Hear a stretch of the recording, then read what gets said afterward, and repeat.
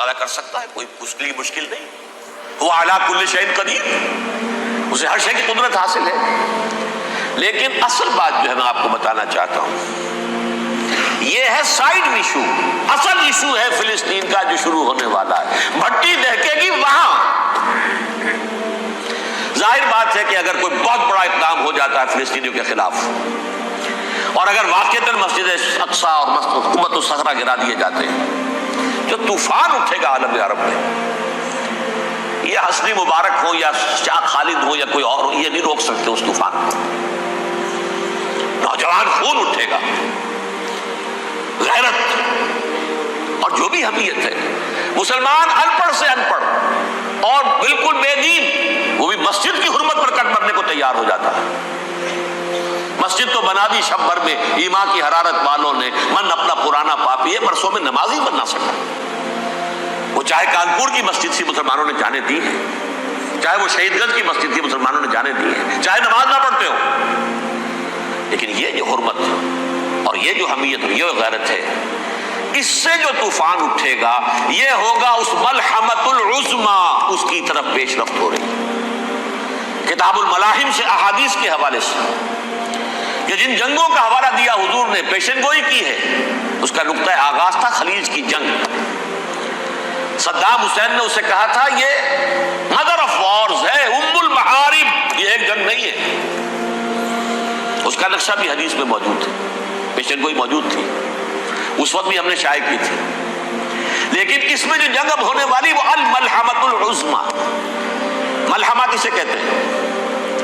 لحم گوشت کو کہتے ہیں، اور قصائی کی دکان کو عربی میں ملحم کہتے ہیں، جہاں گوشت کے ٹکڑے کیے جاتے ہیں.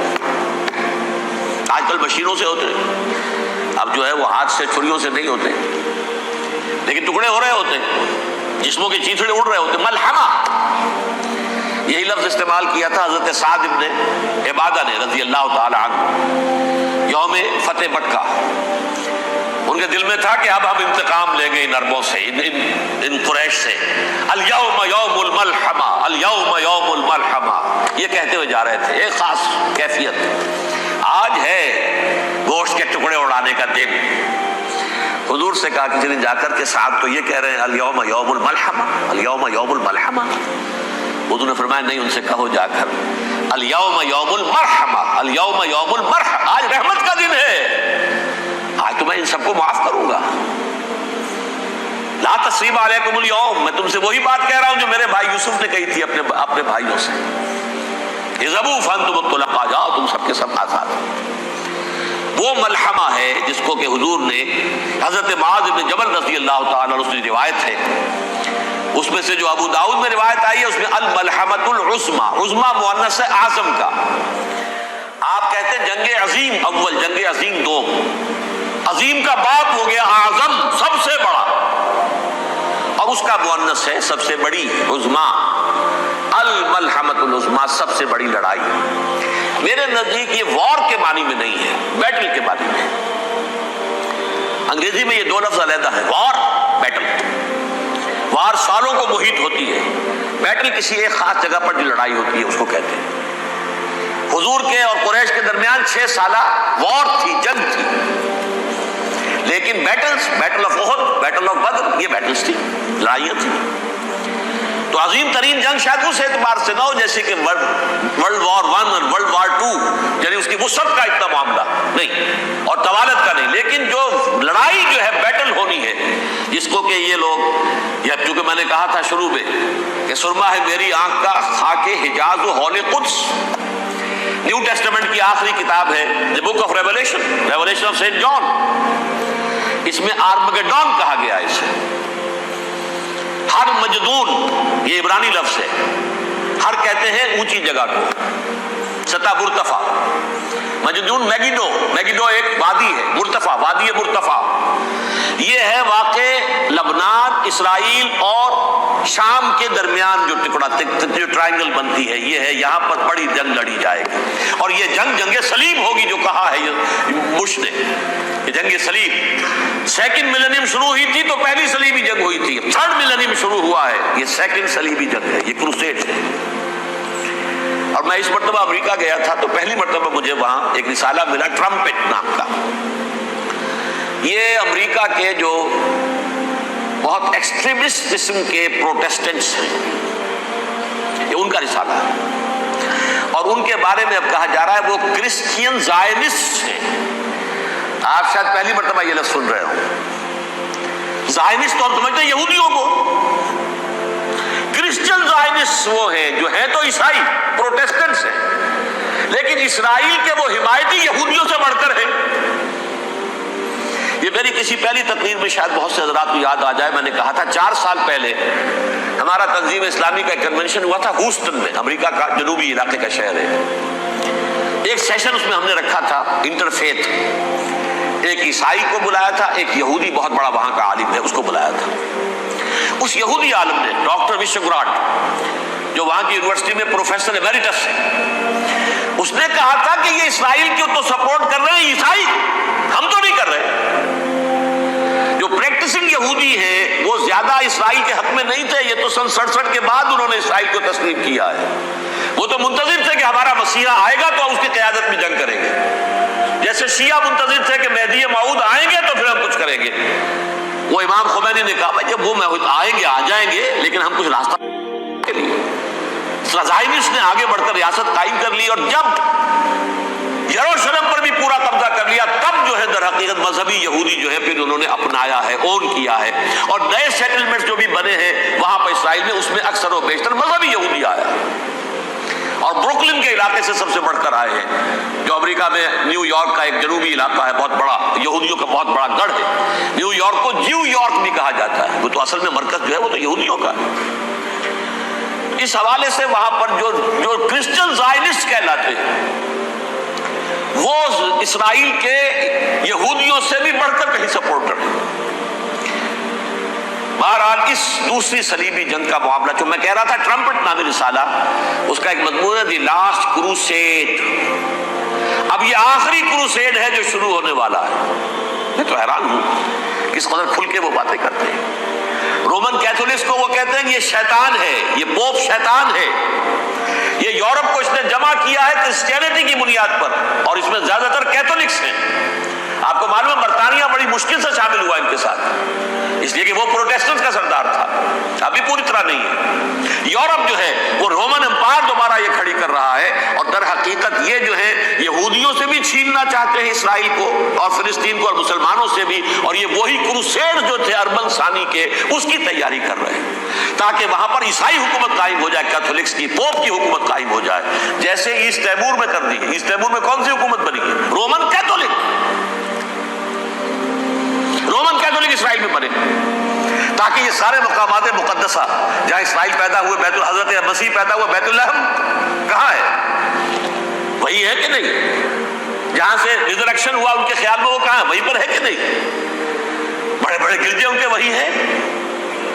تو اس اعتبار سے ان کا کہنا یہ ہے یہ لاسٹ کروسیڈ کی تیاری ہو رہی ہے، یہ کیفور.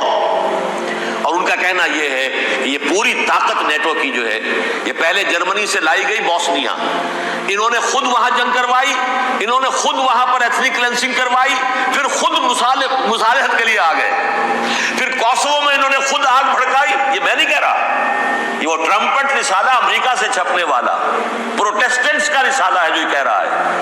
پھر انہوں نے کوسوو کے اندر کروایا، اور پھر وہ وہاں پر پیس فورس کی حیثیت سے آ گئے. اب وہ میسیڈونیا میں کروا رہے ہیں اور وہاں داخل ہو گئے ہیں. اگلا قدم ان کا سائپرس ہوگا، سائپرس میں ترکوں کو اور وہ گریکس کو لڑائیں گے اور وہاں آ جائیں گے، وہاں سے ایک چھلانگ لگائیں گے اور یہ فلسطین میں پہنچیں گے. اور یہ وہاں پر ایک رومن امپائر، اپنی پرانی رومن امپائر کی طرح کی رومن کیتھولک ریاست قائم کرنا چاہتے ہیں. تو وہاں امریکہ کے عیسائیوں میں بھی کوئی ایک طبقہ نہیں ہے، کیتھولکس بھی ہے، کیتھولکس زیادہ نہیں ہے ہمدرد، لیکن اب تابع ہو چکے ہیں. اسحاق ریبین نے جب یہ پیس ٹاک شروع ہوئی تھی، آپ کو یاد ہوگا شاید کہ جب وہ آیا تھا واشنگٹن سے واپس فلسطین اسرائیل، تو پہلے روم میں رکا for an audience with the pope, اور پوپ کو اس نے ایک مرتبان سا پیش کیا تھا، حضرت سلیمان علیہ السلام کے زمانے کا مرتبان، اور کہا تھا دیکھیے 3000 برس تک ہم نے اس کی حفاظت کی ہے، اب یہ میں آپ کے حوالے کر رہا ہوں. اس کے بعد سے پوپ جو ہے بالکل رام ہو گیا اور وہ عیسائیوں کے ساتھ اور یہودیوں کے ساتھ ان کا پورا فائدہ ہو۔ اب پورا عیسائی ورلڈ جو ہے بحثیت مجموعی یہودیوں کے شکنجے میں ہے۔ البتہ ان کے اندر بھی جھگڑے ہیں، جو وہاں پر وائٹ کرسچن ملیشیاز ہیں وہ ایکسٹریمسٹ ہیں کیتھولکس، ان کے نزدیک دشمن نمبر 1 یہودی، دشمن نمبر 2 مسلمان، دشمن نمبر 3 جو یورپ میں کالے ہیں، ایفرو امریکن، چاہے وہ عیسائی ہو گئے ہوں کوئی بھی ہو، یہ 3 دشمن ہیں جن سے انہوں نے کلینز کرنا ہے، صاف کرنا ہے ان کے خیال کے مطابق امریکہ کی سوسائٹی کو، اولاً یہود، پھر مسلمان اور پھر یہ جو کالے ہیں۔ لیکن دوسری طرف پروٹیسٹنٹس کے اندر ایکسٹریمسٹ وہ ہیں جنہیں کہا جا رہا ہے یہ کرسچین زائنسٹ ہیں، یہ اسرائیل سے بڑھ کر سپورٹرز ہیں۔ بہرحال یہ اب جنگ ہوگی، اس کا نتیجہ کیا نکلے گا یہ تو اللہ ہی جانتا ہے۔ اب میں آخری بات کی طرف آ رہا ہوں۔ آخری نتیجہ تو جو بھی کچھ اپس اینڈ ڈاؤنز آئیں گے